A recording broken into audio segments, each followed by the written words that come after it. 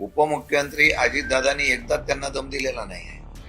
मागच्या वेळेला वादग्रस्त त्यांनी निर्णय घेतले, स्टेटमेंट केल्याबद्दलचा सुद्धा शेतकऱ्यांचा वर जे काही वादग्रस्त स्टेटमेंट केलं त्याच्यावर सुद्धा त्यांना दम दिला होता. किती वेळा आता दादा दम देतील मला माहित नाही, परंतु दम देऊन मंत्री घाबरत नाही आहे, त्याच प्रकारे वागतायत. आणि मला वाटतं की यामध्ये पूर्णपणाने हा शेतकऱ्यांचा अपमान आहे, राज्याचा असलेला फेल्युअरपणा आहे. मंत्री जर अशा पद्धतीने वागत असतील, अनेक मंत्र्यांच्या बाबतीमध्ये शिवसेनेचे आहेत अनिलजी परब वगैरे, त्यांनी काही आरोप केलेले आहेत मंत्र्यावर.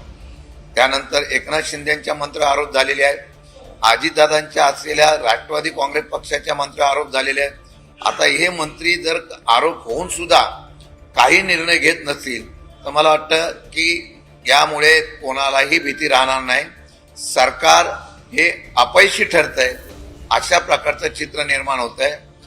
कदाचित आम्ही या बाबतीमध्ये महाविकास आघाडीचे प्रमुख लोक बसून आंदोलनाची भूमिका या सरकारच्या असलेल्या निष्क्रिय मंत्र्यांच्या बद्दल करायची काय ही भूमिका ठरवून आम्ही पुढचं पाऊल उचलणार आहोत.